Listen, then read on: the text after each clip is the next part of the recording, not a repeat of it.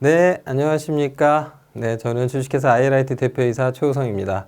예, 오늘은 인성 디지털 채널사 혹은 관계자 분들을 모시고 비대면 기술을 이해하려는 그런 누군가, 여기서 이제 당신이라고 제가 썼습니다만 그런 분들께서 아셔야 할 말 그대로 최소한의 네트워크에 관련된 가장 최소한의 어떤 기반 이론들에 대해서 다뤄보는 그런 시간을 갖도록 하겠습니다. 우선은 지금 비대면 시대가 도래된 이유는 당연히 이제 코로나 때문이죠. 그래서 이제 모든 것이 이제 다 네트워크 기반으로 다 이루어지는 그런 시대가 지금 원치 않든 도래를 해버렸는데, 이러한 비대면 환경에서 네트워크 환경에서 이제 그 네트워크에서 뭐가 중요하고 여기에서 이제 관련된 장치들은 또 무엇이 필요한 것이며 이런 등등등에 대해서도 좀 수업 말미에 논의를 하도록 하고요. 그러면 이 네트워크에 관련된 여러 어떤 장치라든가 아니면 소프트웨어 같은 것들을 직접 다루시는 일들을 지금 이 강의를 보시는 분들께서 아마 업무로 하고 계실 것 같아요. 그래서 이런 업무를 수행하시는 분들이 만약에 이제 채널사로서 영업을 하시는 분일 수도 있고 아니면 기술적인 어떤 지원을 하셔야 되는 분이실 수도 있는데, 그런 분들께서 대화를 하실 때 다루는 어휘들이 있습니다. 근데 상당히 개념적인 어휘들이 많거든요. 근데 그 개념적인 어휘들을 조금 더 깊이 있게 이해함으로써 원활하게 대화가 되실 수 있도록 도와드리는 게 오늘 제 수업의 목표입니다. 그래서 이런 조금 평상시에 많이 쓰는 어휘였지만 그러나 깊이 있게 잘 생각하지 않았던 어떤 용어나 개념에 대해서 다룰 텐데요. 말 그대로 이런 것들은 제가 최소한이다라고 언급은 해봤습니다. 물론 객관적 사실은 아니고 제 주장입니다만은 어쨌든 알아두시면 여러분들에게 많이 도움이 되실 거라는 기대를 가지고 오늘 교육을 진행을 해 보도록 하겠습니다. 우선 제 소개 좀 드려야 될 것 같은데요. 저는 우선은 제 개인적으로는 저는 이제 C나 C++ 기반으로 어떤 엔드포인트 보안 솔루션이죠. 그러니까 PC 방화벽이라든지 그런 어떤 보안 소프트웨어를 개발하는 일을 20년 좀 안 되게 한 것 같아요. 그러니까 개발자로 현재로 또 살고는 있는데, 어쨌든 운영과 개발 같이 하고 있습니다만, 요런 일들을 하면서 제가 이제 프로그래밍 기법이나 아니면 네트워크에 관련된 몇몇 강의들을 만들어서 제 개인 유튜브 채널에 공개를 해놨습니다. 혹시 오늘 수업 외에도 다른 게 더 필요하신 게 이 채널 안에 있으면 가서 좀 보시면 됩니다. 그냥 보시면 되고요. 다만 한 가지 꼭 좀 보셨으면 하는 게 하나 있습니다. 제가 게시한 것 중에 넓고 얕게 배우는 컴퓨터 구조, 자료 구조와 알고리즘, 프로그래밍, 운영체제라는 이제 동영상 강의 시리즈가 있는데, 강의 시간은 대략 한 5-6시간 됩니다. 근데 요 내용은 IT 쪽에서 뭔가 프로그래밍을 공부를 하시든 어떤 다른 뭔가를 하시는 분이라면 반드시 알아야 될 최소한의 상식을 담았거든요. 가령 오늘 지금 이런 교육에서 무슨 우리가 용량이라는 걸 이야기할 때 메가바이트, 기가바이트, 테라바이트 용량 단위를 다루잖아요. 근데 그런 얘기들을 제가 여기서 설명하진 않겠죠. 근데 여기는 요 수업은 이제 그런 거부터 시작해서 나중에 이제 자료 구조가 뭐고 이제 운영체제 구조가 어떻고 이런 얘기까지 갑니다. 그리고 이제 저기서 다루는 내용 중에 하나가 오늘 수업에서 다뤄지게 됩니다. 그리고 이거와 더불어서 제가 다른 강의도 하나 공개를 해놨는데, 좀 강의가 여러 개 있습니다만 제가 4개까지만 공개를 해놨거든요. 그래서 요것도 참고를 하셨으면 좋겠습니다. 특히 오늘 수업 범위를 조금 넘어가는 부분이 패킷에서 드라이브 바이 다운로드까지 요 수업 시리즈 중에 3번, 4번 강의입니다. 여기는 이제 공개가 무료로 되어 있으니까 보시면 되겠고요. 오늘 교육은 이 1장 1단원과 2단원 이 두 가지를 집중적으로 다루는 교육이다라고 생각하시면 될 것 같아요. 특히 여기 이제 뭘 배우더라도 알아야 하는 컴퓨터 구조와 소켓의 본질 이 얘기가 있는데 저 얘기를 지금 하려고 합니다. 그러니까 저런 얘기들을 하려다 보니까 가장 먼저 하게 되는 얘기가 뭐냐면 사실은 바로 이 포트 번호라는 겁니다. 아마 지금 이 영상 보시는 교생분들 대부분이 다 그 TCP/IP 프로토콜에 익숙하시죠? 예, TCP/IP 프로토콜에 익숙하실 겁니다. 그러니까 인터넷 프로토콜이죠. 인터넷 환경이라는 건 이제 TCP/IP 기반으로 작동돼 있으니까 작동하죠. 근데 이 포트 번호라는 말을 하잖아요. 그러면 이거에 대해서 되게 다르게 정의들을 하세요. 그래서 그러니까 지금 그러니까 여러분 이 강의 보시는 분들 스스로 한번 대답해 보세요. 포트 번호가 뭐예요? 라고 누군가 물었어요. 그럼 뭐라고 대답하실 거냐라는 거죠. 이거 과연 그러면 이러한 질문 자체가 굉장히 중요한 거냐? 뭐 이렇게 생각하실 수 있는데 정말 중요합니다. 정말 중요합니다. 그래서 포트 번호가 뭔지라고 설명을 하라 그러면 대부분 어떤 현상이 벌어지냐면 뭐 이렇게 관념적인 어휘를 개념적 어휘를 질문받은 것 같은. 그러니까 예를 들면 뭐 야, 우정이 뭐니? 사랑이 뭐니? 뭐 이런 질문을 받은 거랑 비슷한 현상이 벌어져요. 그러니까 뭔지 모르진 않아. 그렇긴데 설명하려면 못해. 그런 이제 현상이 벌어지는 거죠. 그래서 요게 뭔지에 대해서 조금 정확하게 정의하는 것이 어떤 네트워크를 이해하는 데 있어서 가장 기본이지 않을까. 저는 그렇게 생각을 하고요. 지금 이 강의 보시는 분들도 적어도 저의 어떤 이런 신념에 좀 동의해 주셨으면 좋겠습니다. 그래서 요 포트 번호라는 게 가지고 있는 의미를 생각해 볼 텐데 이게 정말 재미있는 사실은 뭐냐면은 이 포트 번호라는 단어에 대해서 정의를 어떻게 하시는지 대충 말씀을 들어보잖아요. 그럼 이분이 네트워크 실무자인지 서비스 관리자인지 어느 정도 느낌이 와요. 혹은 개발자인지.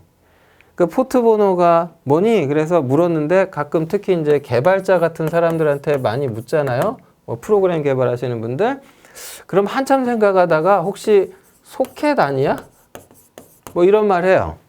소켓? 소켓 아닌가? 뭐 이렇게 얘기를 해요. 또 어떤 분께 물으면은 제가 이제 이렇게 얘기를 해요. 이제 너무 추상적인 의미가 포함되니까 범위를 좀 한정해 드려요. 만약에 포트 번호가 정확히는 어떤 식별자다라고 가정을 한다면, 만약 그렇다라고 가정한다면 포트 번호는 뭐에 대한 식별자일까요? 라고 물으면 그제서야 이제 아까 말씀드린 대로 개발자는 뭐 소켓 이런 얘기 나오고 네트워크 인프라 담당하시는 분들은 이제 뭐라 그러냐면 한참 생각하다가 이렇게 얘기해요. 서비스? 이거 아닌가요? 뭐 이래. 그죠? 또 어떤 분께 물으면 프로세스? 이러기도 해요. 예. 그러니까 그러면은 되게 웃기죠?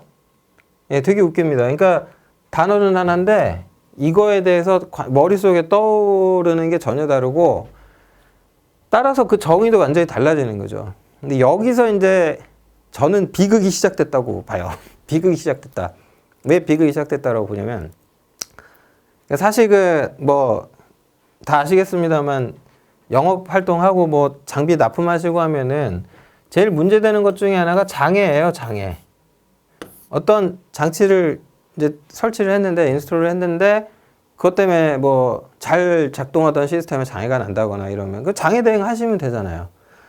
그러면 이제 그 문제 상황이 벌어졌을 때 원인 규명을 하려면 다 모이죠?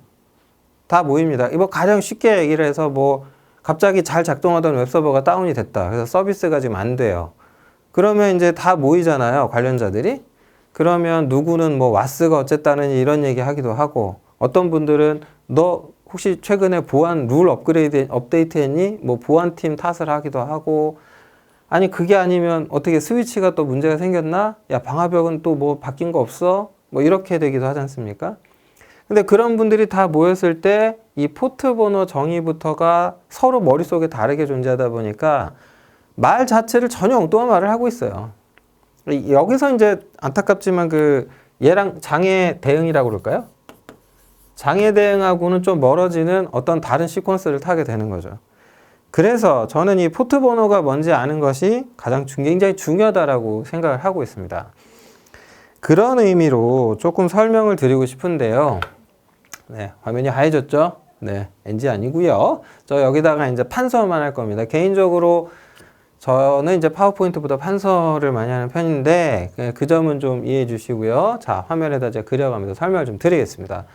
우선은 여러분이 먼저 좀 아셔야 될 게 이 컴퓨터라고 하는 기계 있죠?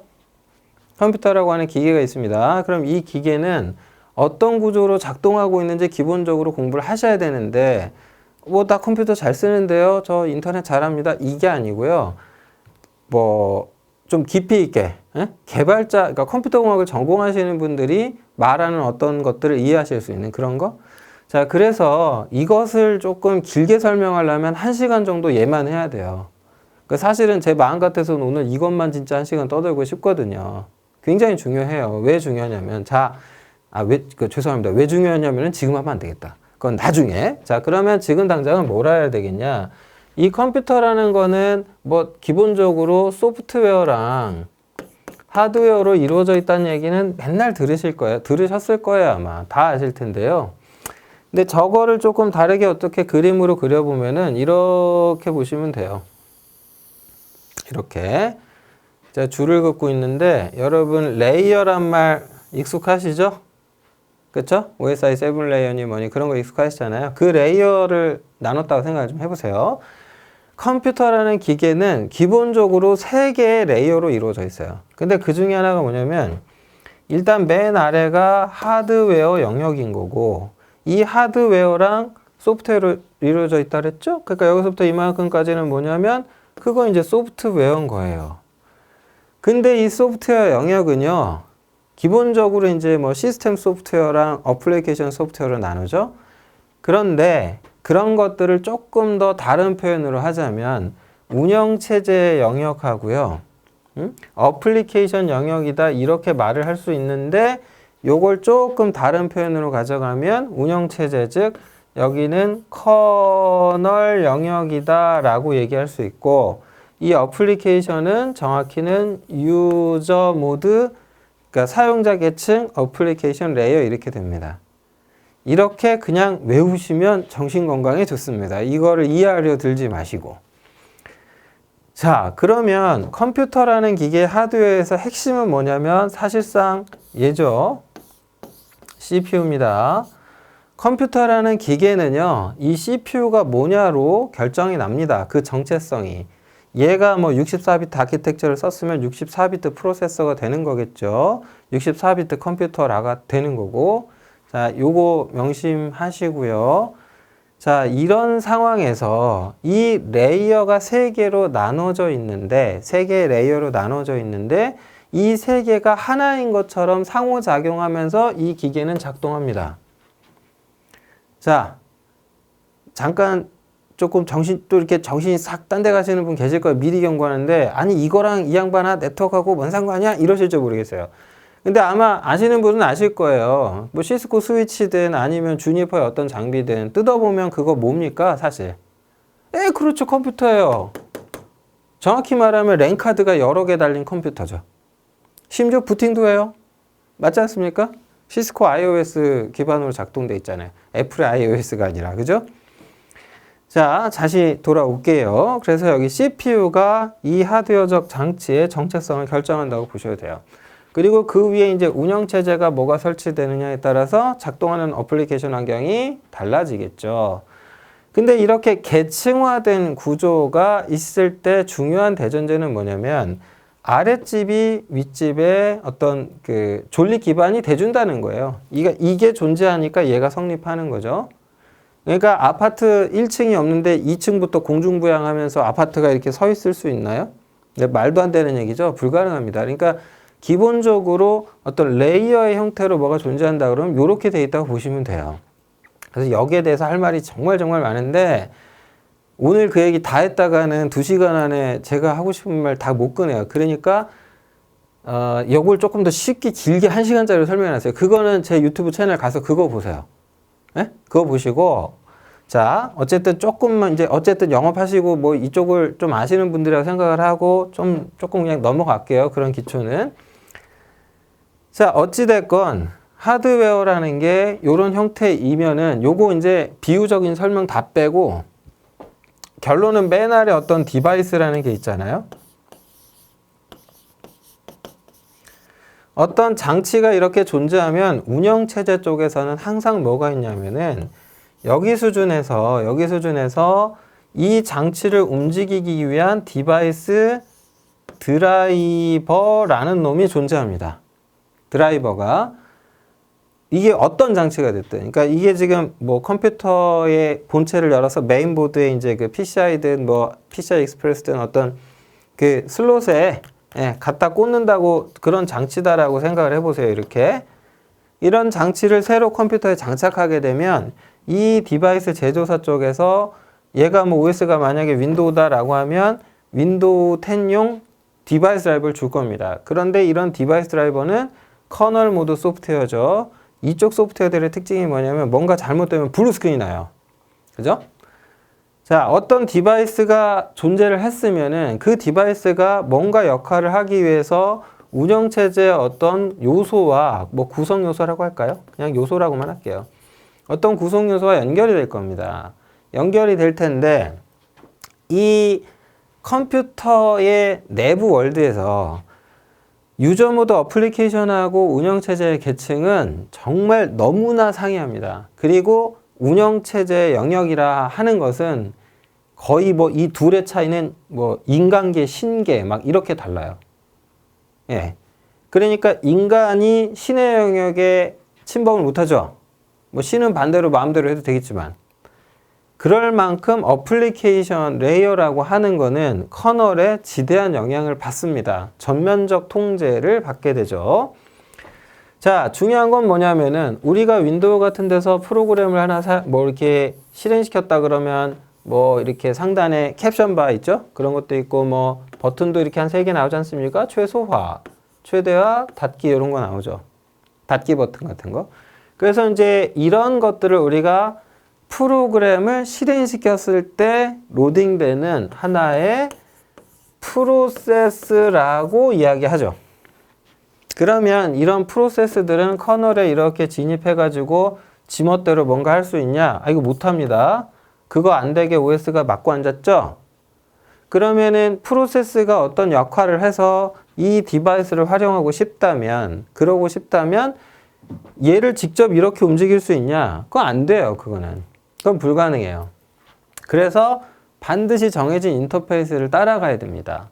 그러니까 이 선이 무슨 기독교로 치면 요단강이고 우리나라 전통 민속 신앙 뭐 이런 걸로 보자면 삼도천쯤 돼요. 어? 인간계에서 신계 넘어가는 거야 이제. 그 경계선이에요. 이 경계선을 이어주는 다리가 하나 있거든요. 그러니까 개념적으로 말을 하자면 하나의 인터페이스가 되는 거죠. 인터페이스가 됩니다. 이 인터페이스가 그러면 유저 모드 어플리케이션에서는 어떤 형태로 존재하냐? 그걸 아시는 게 중요한데 얘는 어떤 형태로 존재하냐면 파일입니다. 띵, 진짜 파일 맞아? 네, 맞습니다. 여러분이 아시는 그 파일입니다. mp3 파일, 뭐 동영상 파일, ms 워드 파일 같은 그 파일 있죠? 물론 그 파일하고 똑같은 파일은 아니에요. 근데 적어도 파일이라고 분류할 만해요. 그냥 파일이라고 보시는 게 맞아요. 그러면 그런 파일이라는 것이 하나의 인터페이스가 되어서 인간계에 살고 있는 프로세스가 신의 세계에 해당되는 커널에 진입할 수 있는 하나의 통로가 되어준다는 겁니다. 그래서 어떠한 커널의 운영체제의 구성 요소는요, 이 인간계에 존재하는 프로세스가 자신한테 쉽게 다가올 수 있도록 자신을 아바타처럼 추상화시켜서 유저 모드 어플리케이션에 보내놔요. 죄송합니다. 그래서 이 어플리케이션에서는 그 파일로 여기 접근하면 되는 겁니다. 이런 형태입니다. 물론 이 요소가 드라이버를 움직일 거고 드라이버는 다시 장치를 움직이겠죠. 이렇게 되면은 디바이스가 작동을 하게 되는데 최종적으로는 그러니까 이 프로세스는 이 디바이스를 이용해서 뭔가 하겠죠. 자, 이게 이제 네트워크로 가면 어떻게 되느냐 이제 그겁니다. 네트워크로 가면 네트워크로 가는 경우를 생각을 해보셔야 되는데 죄송합니다. 네트워크로 가게 되면 여기 맨 아래 디바이스가 NIC가 되는 거죠. 네트워크 인터페이스 카드가 됩니다. 그러면 이 네트워크 인터페이스 카드를 움직이는 디바이스 드라이버라는 건 존재하겠죠. 죄송합니다. 그래서 이 드라이버 위에 그러면 얘가 이길 때는 그 위에 뭐가 오냐? 여기에 프로토콜 스택이 와요. 이 프로토콜 스택이라는 거 생각해 보시면은 TCP, IP 이렇게 보시면 돼요. 그래서 어떤 인터넷에 접근하려고 하는 프로그램이 있다. 그게 익스플로러든 크롬이든 그러면 이 프로토콜을 추상화시킨 인터페이스를 타고 접근해야 되는데 당연히 얘도 기본적으로 파일이죠. 하지만 신기하게도 이때 즉 프로토콜 스택, 네트워크 프로토콜을 추상화시킨 그런 파일은 파일이라고 부르지 않습니다. 이때는 뭐라고 부르냐면 이 파일을 뭐라고 부르냐면 그때는 소켓이라고 부릅니다. 오케이. 자, 제가 포트 얘기하다가 여기까지 왔는데 정말 신기한 게 뭐냐면 소켓을 다뤄서 소프트웨어를 개발하는 소켓 프로그래밍을 하시는 분께 야, 박대리 소켓이 뭐야? 라고 묻잖아요. 뭐 그런 분들께 그러면은 정말 놀랍게도 대답을 거의 잘 못해요. 어버버해요. 포트 번호가 뭐야? 물은 건 뭐냐? 그러다가 그러니까 모르는 건 아니야. 심지어 소켓 프로그래밍도 해. 그런데도 불구하고 소켓이 뭐예요? 라고 물으면 그러니까 그게 그러니까 그걸 뭐라고 해야 되지? 막 되게 한참 동안을 생각을 해요. 그거 다 신경 쓰지 마시고 소켓은 기본적으로 뭐라고 봐라? 파일. 파일은 뭐다? 운영체제의 어떠한 요소가 유저 모드 어플리케이션 프로세스가 접근할 수 있도록 추상화된 하나의 인터페이스로서 기능한다.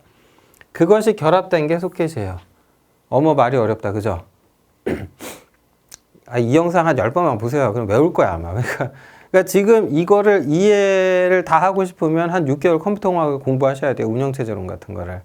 그거를 지금 몇 분 만에 요약해서 제가 말씀드리고 있는 거거든요. 그러니까 이거는 이해의 대상이 아닙니다. 암기하시면 됩니다. 이렇게. 자, 여기서 이제 이렇게 요 상황까지를 여러분이 이제 머리에 넣어놨다고 치고 사실은 오늘 수업을 하고 싶었어요. 그래서 원래는 좀 비유 섞어가면서 알아듣기 쉽게 한 1시간 반 정도 설명해야 되는데 그걸 그냥 대략 지금 한 10몇 분 만에 홀라당 해버린 거예요. 그래서 여러분이 조금 아쉬운 분들은 유튜브 뒤지시고 아니신 분들은 여기까지 일단 외우자. 그럼 요거 여기서부터 이만큼 되게 중요합니다. 이렇게 이게 굉장히 중요해요. 그 다음에 네트워크 만드시는 분들이니까 와이어샥 다 아시죠? 와이어샥 다 아시죠? 그러면 와이어샥에 대해서 잠깐 말씀드리면 와이어샥을 써보면은 예를 들면 여기 위에 어떤 소프트웨어 와이어샤크가 이렇게 있는데 와이어샤크가 있는데 얘는 그냥 어떤 분석기죠. 그러면 이 분석기라는 소프트웨어는 어떤 분석 대상을 말 그대로 분석해서 디코딩 결과를 보여줘요. 그런데 중요한 거는 얘가 분석해야 될 데이터, 여러분 패킷이라고 얘기하시는 거 있죠? 그걸 어떻게 추출하냐? 와이어샥을 컴퓨터에다 설치하면은 이런 부분에 설치되는 어떤 소프트웨어가 같이 깔려요. 이게 과거에는 그 윈도우에는 이제 윈피켓 같은 놈이었는데 와이어샥이 버전이 올라가면서 얘가 다른 걸로 엔진이 바뀌었죠. 이게 뭘로 바뀌었더라? 제가 이름이 생각이 안 나는데 일단 윈피켓이라고 잠깐 해볼게요. 지금은 이게 아닌데 이런 라이브러리를 이용해서 어떻게 하냐면 이 프로토콜 스택과 커널 드라이버 사이에 내려가고 올라가는 송수신되는 데이터가 있잖아요. 그걸 여기서 얘가 수집해요. 그러니까 얘는 개념상 뭐라고 봐야 되냐면 어떤 센서죠. 로컬에 설치하는. 그래서 이 센서가 수집한 어떤 로우 데이터를 위로 올려주면 얘가 프로토콜 신텍스에 맞춰가지고 디코딩해서 어떤 의미인지 해석해서 보여줘요. 이런 원리로 작동을 합니다. 이게 이제 엔드포인트 기준에서 이렇게 가고 있죠. 여러분이 아셔야 될 어떤 최소한의 상식을 논하게 되면 결국은 이제 구조 몇 가지를 같이 논해야 되는데 그런 것들을 설명하기에 앞서서 반드시 알아야 되는, 자, 죄송스럽게도 여기까지 다 외웠다고 치고 그런 표정 짓지 마시고요. 자, 여기까지 다 외웠다고 치고 저는 이제 설명을 또 할 겁니다. 지울게요. 좋네. 한 방에 지워지고. 이거 안 닦아도 되고 참 좋네요. 자, 그러면 이제 무슨 내용을 조금 설명을 해야 되냐면 아까도 얘기를 했어요. 그러니까 결국 포트 번호가 뭐지? 이 얘기하다가 그 얘기하다가 여기까지 왔는데, 자, 여러분 아까 그렸던 제가 그 뭐 컴퓨터에 세 개의 레이어가 있어요. 뭐 이런 얘기 했잖아요. 이런 얘기 선이 어째 좀 오늘 마음 삐뚤어졌나? 네. 언두가 있어 다행히. 좋아.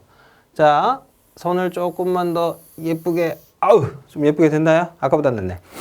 자, 다시 한번 선을 좀 그리자면 그 앞서 그 방금 지웠던 그림 다시 한 번만 그리자면 컴퓨터는 유저 모드, 커널 모드, 하드웨어 이렇게 된다고 이야기했잖아요. 그죠? 그러니까 여러분들이 요 상태를 안다고 치고 다시 한번 말씀을 드리는 게, 여러분 아마 TCP/IP 공부하신 분들 아실 거예요. 그 책 첫머리에 제일 먼저 나오는 게 뭐냐면은 OSI 7 레이어부터 나오죠. 응? OSI 7 레이어부터 나옵니다. 그러니까 아까 그림 잠깐만 복습 차원에서 하나만 제가 다시 그리자면, 자, 여기가 뭐 TCP다, 밑에가 IP다. 자, 제가 이렇게 뭔가 쌓여 있는 게 스택이죠. IP 위에 TCP 있죠. 그래서 이렇게 쌓여 있잖아요. 그래서 얘네들을 프로토콜 스택이라고 부르는데 그건 다들 아실 것 같고, 그러면 여기 DRV 드라이버가 있고 그 밑에 네트워크 인터페이스 카드 닉이 있다라고 이제 이렇게 가정하고, 그 다음 이 위에 어떤 프로세스가 존재하는데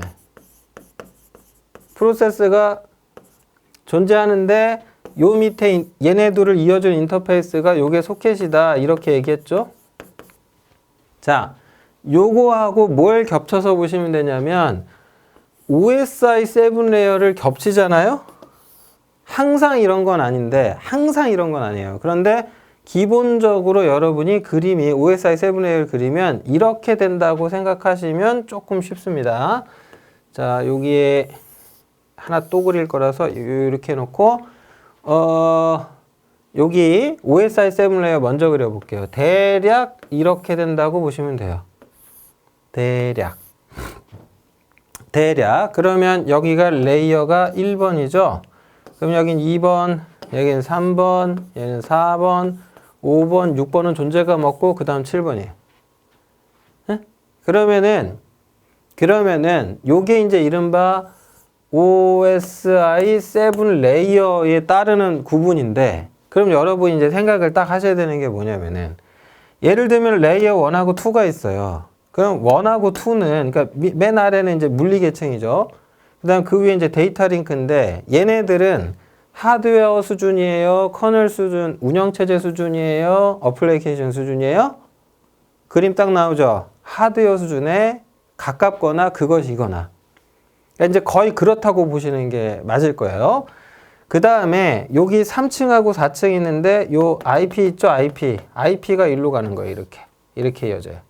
그러니까 TCP가 4층 네트워크 계층이고 그 다음에 IP가 3층, 죄송합니다. 4층 전송 계층. 큰일 날 뻔했네. 4층은 트랜스포트죠. 전송 계층. 3층이 네트워크 계층. 그러니까 여기다 프로토콜만 좀 써볼게요. 여기는 이제 프로토콜은 아니지. 어쨌든 이제 제일 흔한 게 이더넷이죠. 이더넷이고 물리적인 얘기는 하지 않을게요. 뭐 카테고리 5에 뭐 케이블 규격이 어떻고, 뭐 3층에서 제일 유명한 프로토콜이 IP고 4층에서 제일 유명한 게 TCP도 있고 뭐 UDP도 있고 뭐 그렇지 않습니까? 그렇다고 치고, 5층에 있는 놈들 5, 6, 7 여기는 다 싸잡으면 뭐냐면은 자 여러분이 이런 걸 나누는 규정으로 OSI 7레이어도 있지만 얘도 있죠. DOD요. 디파트 오브 디펜스 미국 방위선 규정에 따르면 여기는 뭐라고 그러냐면은 여기는 네트워크 액세스 계층이라고 해요. 여기는 그 다음에 요 위로 올라가면 여기는 네트워크 여기는 이제 전송 계층 똑같아요. 트랜스포트 계층이고 요 위는 다 싸잡아서 뭐라 그러냐면 그냥 어플리케이션 계층 이렇게 얘기합니다. 그러면 레이어가 5번, 6번, 7번이 있는데 걔네들은 다 어플리케이션인 거죠. 이렇게 정리하시면 되겠죠? 그러면 5층에서 제일 유명한 프로토콜 한 놈만 돼. 그럼 저는 뭐 될 거냐면 이거 될 겁니다. 네. TLS라고 해야 맞는데 그냥 다 SSL이라고 하죠. 네. 버전이 올라가면서 TLS라고 하셔야 되는데 사실은. 그러니까 SSL 기반으로 뭔가 작동하는 어플라이언스든 뭐든 있다고 쳐봐요. 그러니까 SSL 나오면 머릿속에 뭐 생각하시면 되냐면 저놈은 어플리케이션 프로세스 소켓 이렇게 되나? 그러니까 연관 검색어가 딱 이렇게 나와야 돼. SSL이라는 말이 나오죠. 그러면 연관 검색어 뭐 나와야 돼요? 유저 모드 어플리케이션 프로세스 소켓 이렇게 나와야 돼. 기계적으로. 그 6층은 존재감이 없고 7층에서 제일 유명한 프로토콜 압도적으로 HTTP죠. 뭐 긴 말 안 뭐 하겠습니까? 그죠? 이렇게 되어 있습니다. 이렇게 되어 있는데 요 상태에서 이제 재미있는 게 이제 포트 번호는 뭐냐라고 묻는 거잖아요. 그러면 이 포트 번호가 제가 아까 뭐라 그랬냐면 이 포트 번호라는 게 기본적으로 얘는 식별자라고 이야기했어요. 그 포트 번호라는 게 뭔가를 식별을 해요. 그러면 뭐에 대한 식별자니? 라고 했을 때 그걸 포트 번호라는 걸 이 수준에서 1번 유저 모드 수준에서 얘기할 때랑 포트 번호라는 게 존재하는 건 4층이죠. 전송 계층이죠. TCP UDP죠. 여기서 말하는 포트 번호랑 그리고 또 하나 있어요. 여기서 말씀하시는 포트 번호도 있어요. 네트워크를 한다라고 하는 게 꼭 비싼 장비를 파는 것만 네트워크는 아니잖아요. 그 케이블 직접 포설하시는 분도 계실 거 아니에요? 김씨! 해가지고 이렇게 케이블 던지고 이렇게 특히 태그 이렇게 열심히 붙이시고, 그죠? 우리 선생님들 어떤 L2 액세스 스위치 같은 데다가 선 막 꽂아요. 그러면 그 선생님들한테 포트 번호라는 말을 하면은 장비의 인터페이스 번호를 생각을 하세요. 그러니까 포트 번호라는 말을 여기서 하면은 스위치 인터페이스 번호가 돼요. 그죠? 그러면 여기는 이제 인터페이스 번호가 되는 거고 만약에 이제 4층인데 이 네트워크랑 엮어갖고 인프라 수준에서 생각을 하잖아요. 그러면 다들 뭐라고 얘기하시냐면 서비스 식별자라고 그래요. 그러니까 속한 업무가 네트워크나 이런 쪽에만 관련되고 어플리케이션하고 관련이 없잖아요. 그거 어떻게 구별하냐면 이렇게 돼요. 야, 갑자기 요쪽에 웹서버가 하나 생긴대. 그러면 그쪽으로 웹 통신 되게 해놔야 될 것 같은데. 그래? 그러면은 방화벽에서 설정 바꿔줘야 되나? 우리 지금 스크리닝 라우터 하나 있는데 거기 ACL 규정 하나 바꿔주고 열어줘야겠네? 이럴 수도 있잖아요. 그분들은 웹 서비스를 열어줘야 되겠구나. 소통할 수 있게 길을 열어줘야 되겠구나만 생각해요. 그게 아파치인지 엔진엑스인지 관심 없어요. 내가 알 바가 아니야. 그죠? 웹서버가 스펙이 뭐가 중요해? 일단 80번, 그 다음에 8080번 통신되게 길을 열어놔야 될 거 아니에요. 그걸 먼저 해야 되겠죠? 그러니까 그분들은 HTTP 서비스를 개방해주면 돼? 이렇게 생각을 하죠. 그러면 이쪽 동네에 사시는 분들은 뭐라고 생각하냐면 그게 개방됐다라는 전제를 두고 여기서 이제 서비스가 되겠구나 라고 보니까 여기서는 이제 프로세스를 직접 식별하게 되죠. 아파치든 엔진엑스든 뭐가 됐든. 그래서 포트 번호라는 말을 가지고 얘기를 하면은 이렇게 하나, 둘, 세 개가 나옵니다. 자, 지금 이 수업 보고 계시는 여러분은 무엇이 포트번호라고 정의하고 계신가요? 생각 한번 해보시기 바랍니다. 자, 여기까지 얘기를 했으니 제가 한 가지 또 중요한 말씀 드리자면 레이어드 구조일 때는요, 윗집은 아랫집에 의존적입니다. 여기서 예를 들어서 장애가 나잖아요. 그게 얘가 원인이 아닐 수도 있어요. 여기서 안 되면 아랫집에서 뭔가 문제가 난 거면 여기는 원래 같이 나요. 네트워크가 끊어졌는데 무슨 수로 웹 서비스를 합니까? 맞죠? 랜 케이블이 끊어졌는데 링크 다운됐는데 뭔 수로 TCP/IP 네트워킹을 하겠어요? 말도 안 되는 얘기 아닙니까? 그래서 모든 장애 대응이나 뭐 이런 뭐 어떤 원인을 규명하실 때는 이렇게 하셔야 됩니다. 아래에서 위로. 오케이? 요게 이제 머리에 딱 꽂혀 있으셔야 돼요.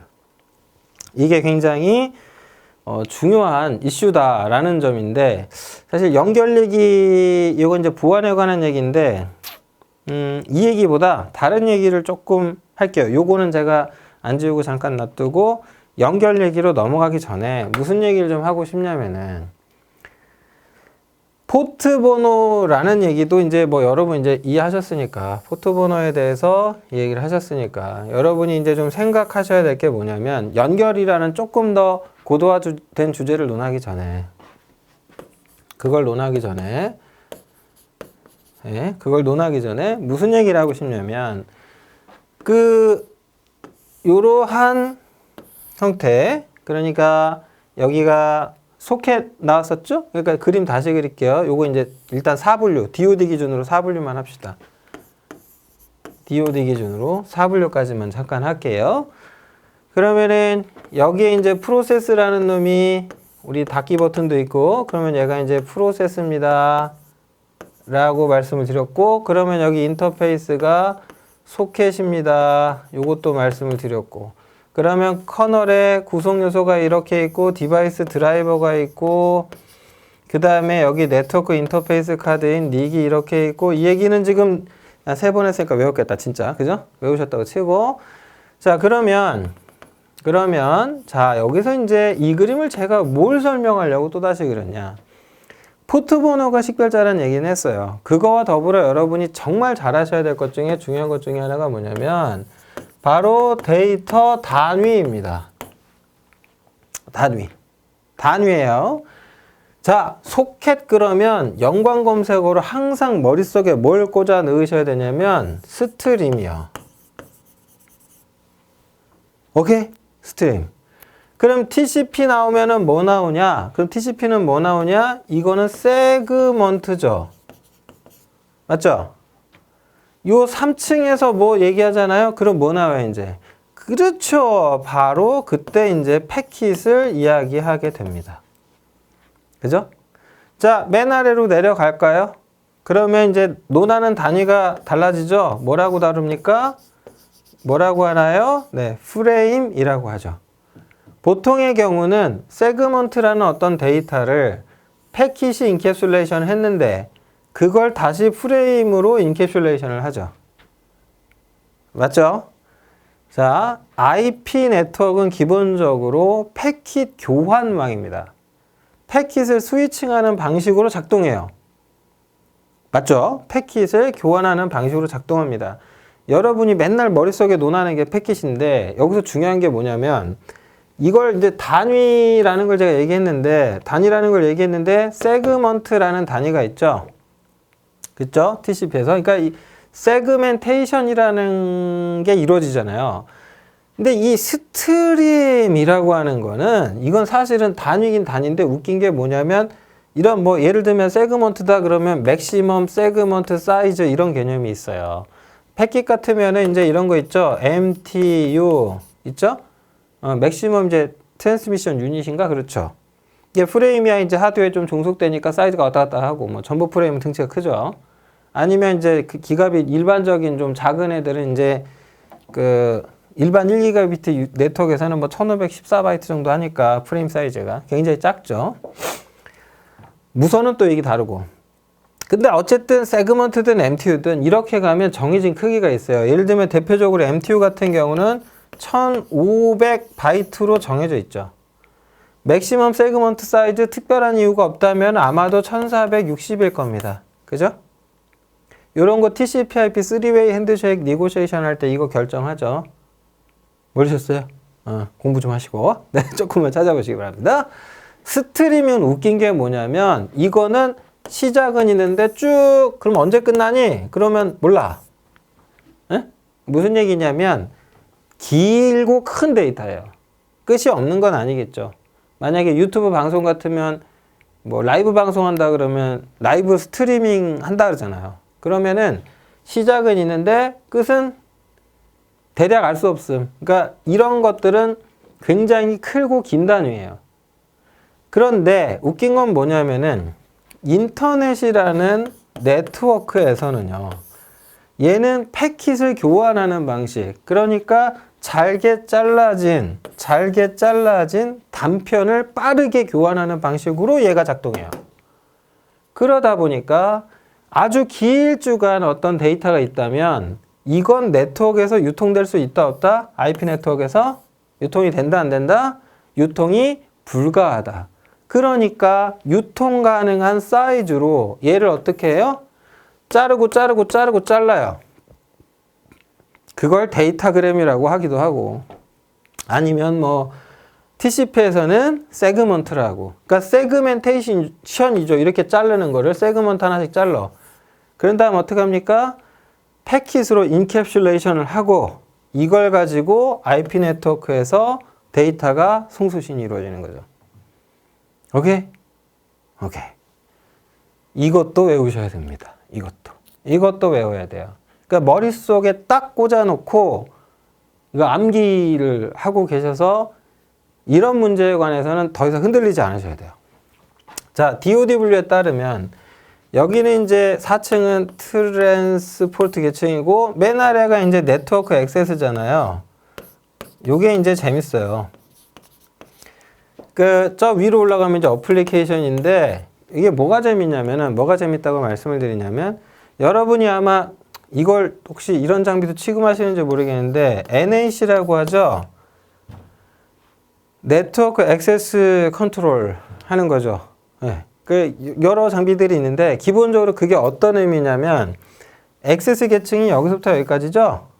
이 수준에서 접근을 통제하겠다는 거예요. 예.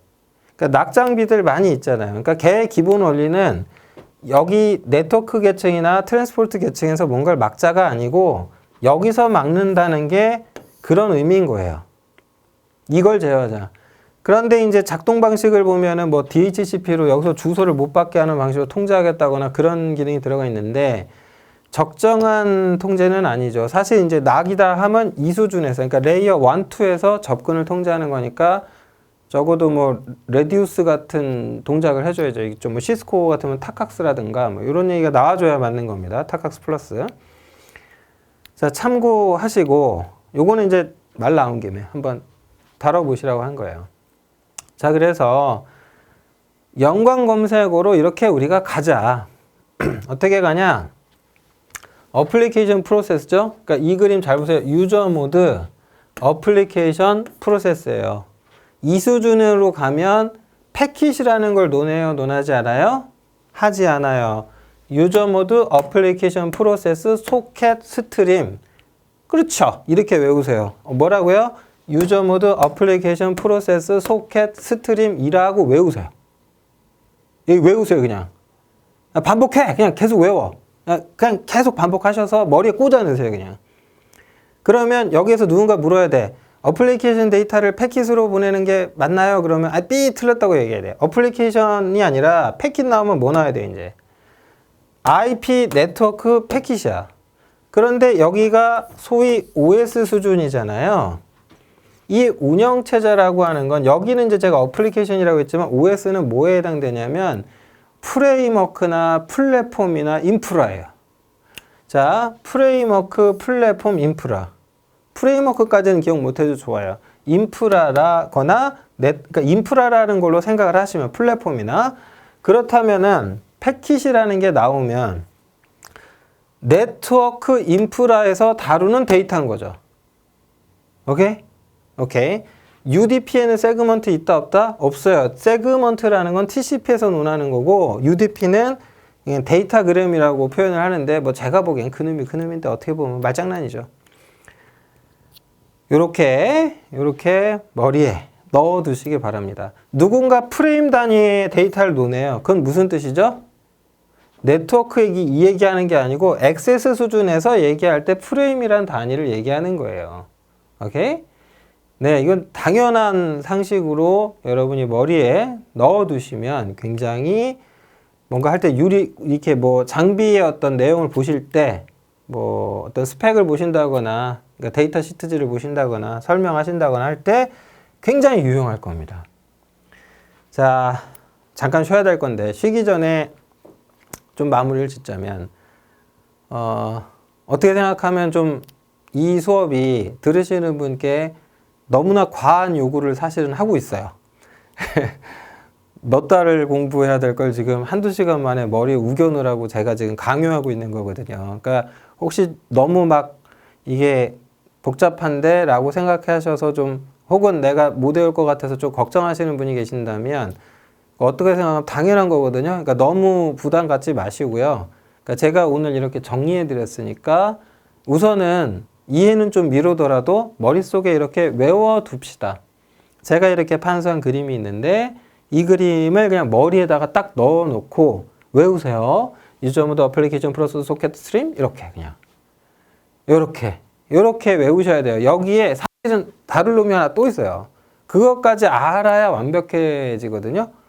그래서 그걸 가기 위한 전초는 이제 다 깔았어요. 그러니까 요거 머리에 넣어 주시고 뭐 질문을 하시려면 네, 이게 녹화 방송일 테니까 저한테 할 방법이 지금 라이브로는 없으니 뭐 네, 대리님이나 뭐 이렇게 담당자분 통해 가지고 저한테 이메일을 보내시든지 뭐 어떻게 또 뭐 그렇게 하시면 제가 뭐 답변을 드릴 수 있는 방법은 좀 찾아보도록 하겠습니다. 네, 좀 긴 시간 온라인 강의 보셨는데요. 네, 잠깐 좀 여기서 한번 끊고 좀 쉬었다가 이어가도록 하겠습니다.